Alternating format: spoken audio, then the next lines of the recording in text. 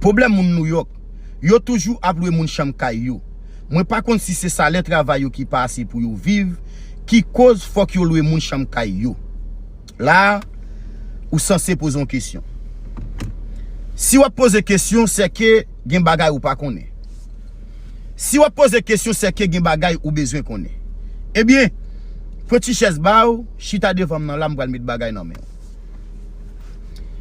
Problème nan c'est pas moun New York qui remet loué moun chambre kay.